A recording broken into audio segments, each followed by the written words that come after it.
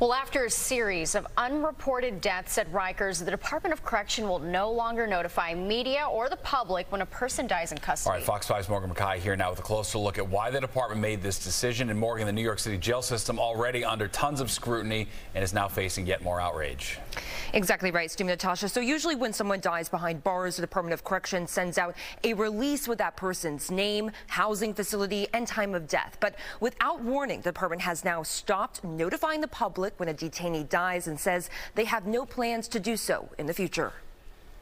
Predictable and appalling. The Department of Correction will no longer be notifying the media when an incarcerated person dies behind bars.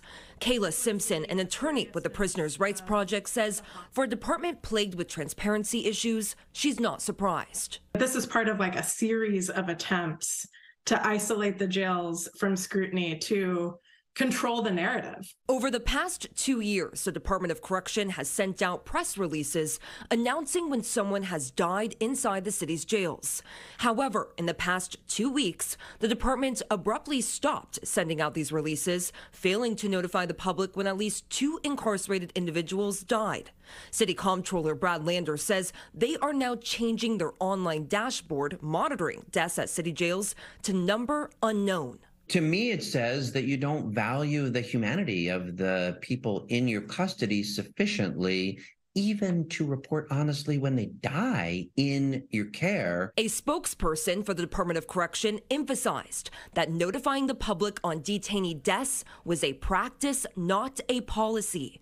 He also said they still report these deaths to 6 outside parties, including to the Board of Correction and the Special Investigation Unit.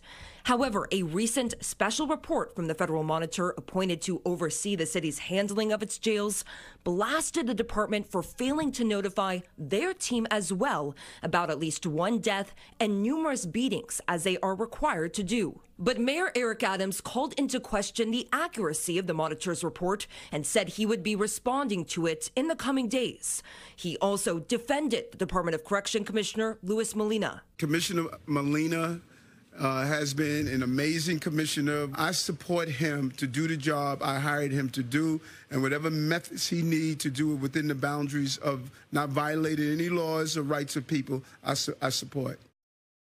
Now, in less than 2 weeks, a federal judge will be holding a special emergency hearing to hear concerns raised by the monitor. Legal aides, some elected officials, and activists have been urging the judge for months to appoint what's called a receiver to oversee the city's jails instead of the city. Steve and Natasha. Well, all right, thanks, Morgan. Well,